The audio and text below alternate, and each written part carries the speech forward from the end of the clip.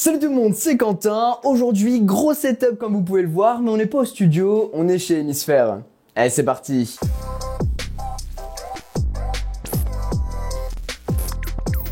Aujourd'hui, les amis, regardez ça. On a énormément de setup autour de nous. En théorie, vous avez déjà vu un setup qui est ici. C'est le setup Cyberpunk. Mais dans cette vidéo-là, on va s'intéresser à ce qu'il y a derrière moi. C'est un setup spécial Formula One. Et vous le savez, si vous me suivez sur les réseaux sociaux, je suis un grand fan de Formule 1.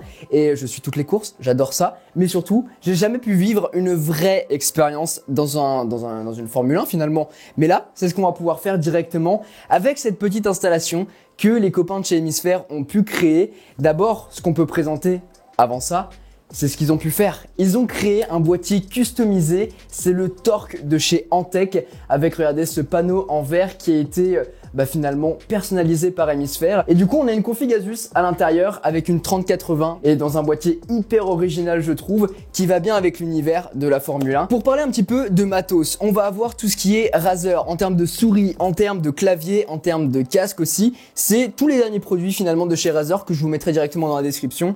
Hyper agréable, en tout cas pour avoir une bonne immersion.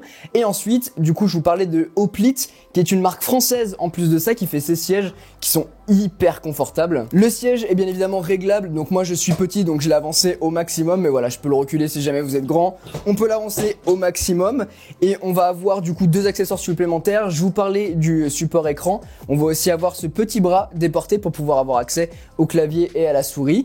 Là on a directement lancé une simulation de Formule 1, donc du coup vous verrez pas Windows etc, mais finalement on s'en fiche. Et puis, juste ici, on va avoir tous les équipements Fanatec. C'est la version CSL Elite avec du coup le volant que voici, tout le boîtier qui va nous servir à avoir du coup les retours de force et des choses comme ça. Et juste en dessous, on va avoir le pédalier. On va avoir un retour de force bien plus important à ce niveau-là. Et c'est une option un peu particulière sur ce pédalier, donc c'est vraiment très stylé.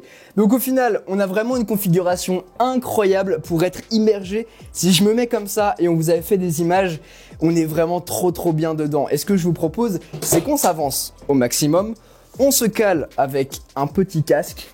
Et vous allez avoir mes impressions. Alors c'est un petit peu compliqué à comprendre au niveau des touches. Même moi là, ça fait même pas 20 minutes que je commence à y faire.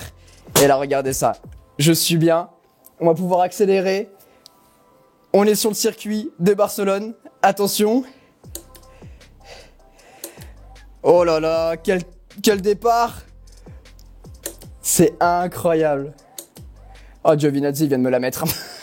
Donc sur le volant, on va avoir du coup juste ici les vitesses quand on doit les passer, les kilomètres/heure, et plus on va vite, plus on va avoir un retour de force élevé. Et ce que j'adore vraiment avec ce volant, c'est la résistance qu'on va avoir derrière, et surtout dans ce siège, on est juste super bien. Regardez ça, la résistance.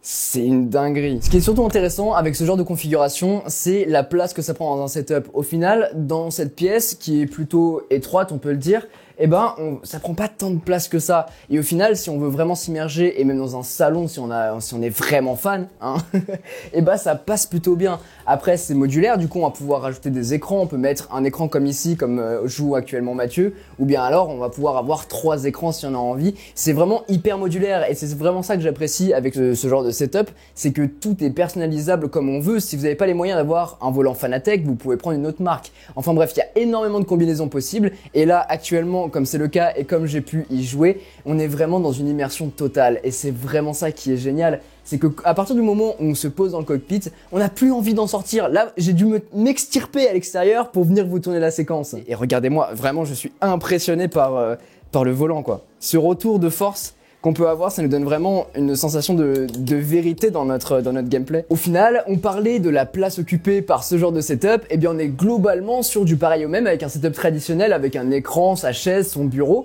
et puis pour le prix, 500-600 € dépendamment des accessoires qu'on va prendre avec. C'est pas si cher que ça quand on voit que mon bureau par exemple chez moi, avec un beau plateau et des pieds assis debout par exemple, eh bien ça peut revenir à bien plus que ça. Donc si jamais vous êtes fan de ce genre d'installation pour avoir une immersion totale, et puis si jamais vous êtes joueur manette, vous pouvez très bien brancher votre manette et jouer sur ce fauteuil. Ça sera bien plus agréable qu'un fauteuil de bureau par exemple, que son canapé où on est un peu avachi. Là on est vachement bien à l'intérieur, on est bien pris du coup par le siège baquet et on peut vraiment tout faire avec ce genre d'installation. Et puis pour revenir sur la partie personnalisation présentation du boîtier, parce que celui-ci n'est totalement pas ordinaire, eh bien je vais inviter Amy à venir nous rejoindre pour nous en parler. Alors le projet de Formule 1 il est chouette parce qu'il va réunir deux techniques que je vais maîtriser, c'est-à-dire la coupe du verre, comme le vitrail, et le sablage comme il y a pu avoir par exemple sur ton PC. Donc le sablage, comme je l'expliquais sur tes vidéos, c'est une technique qui va consister à envoyer du sable à haute pression dessus, sur le verre, et ce qui va dépolir le verre et avoir cet aspect un petit peu opaque qui va réfléchir les lumières, qui est assez sympa. Et après, tout ce qui est coupe du verre, là c'est une technique plus traditionnelle où on va couper du verre comme pour faire des vitraux, c'est exactement la même technique. Et donc là, il faut choisir son verre, choisir sa couleur. Donc là, c'est une technique avec les deux et ça donne des choses un petit peu plus modernes et assez sympa avec les deux techniques réunies. Là, c'est vrai que ce boîtier, on l'avait déjà parce qu'on a déjà fait un travail dessus. On savait qu'on voulait faire un F1 et on s'est dit, mais attends, on a le boîtier parfait pour ça. Donc on a recyclé notre boîtier et on l'a fait en F1 parce que là, c'était trop beau et que ça marchait trop bien. Là, celui-là, oui, c'est mon bébé parce que c'est le premier. Voilà, c'est notre tout premier projet. On l'emmène partout avec nous et il a fait le tour du monde. Le tour des événements, le tour des réseaux, il a été partout. Et c'est vrai que ça représente bien aussi le vitrail, parce qu'on est là sur une représentation de notre carte Hearthstone, pour ceux qui connaissent. C'est le tout premier projet qu'on a fait, c'est le projet de Mathieu, c'est le PC personnel de Mathieu. Et là, c'est la technique traditionnelle du vitrail, donc c'est-à-dire c'est la même technique que pour les églises, c'est exactement la même chose. On coupe du verre, on coupe des morceaux de verre déjà colorés, hein, j'achète le verre déjà coloré. Et ensuite, je les réunis ensemble avec du plomb et je soude les intersections. Et ça, c'est vraiment une technique qui est ancestrale, hein. C'est la même chose pour les églises, c'est la même chose pour les cages d'escalier parisiennes. Voilà, tout ce qu'on retrouve en vitrail, c'est la même technique, sauf que là, c'est un vitrail geek.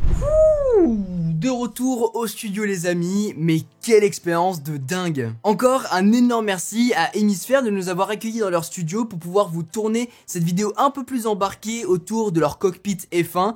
Et je pense que 2021 sera l'année de la F1 sur la chaîne. Et je pense que 2021 sera l'année où on construira notre propre setup F1. J'ai très hâte de vous faire découvrir tout ça. En tout cas, je vous souhaite à tous une excellente fin d'année. Je crois que c'est la dernière vidéo de cette année 2020. Donc voilà, histoire de terminer en beauté, il fallait faire un setup ultime. Il est là pour vous. Si cette vidéo vous a plu, bien évidemment, n'oubliez pas de mettre un gros pouce bleu, de vous abonner et d'activer la cloche si ce n'est pas encore fait. Je vous souhaite à tous d'excellentes fêtes de fin d'année. Prenez bien soin de vous, prenez soin de vos proches. Et on se retrouve directement l'année prochaine, en 2021. Donc dans quelques jours, je pense, sur YouTube. Sur ce, c'était Quentin, passez tous une très bonne journée. Tchou!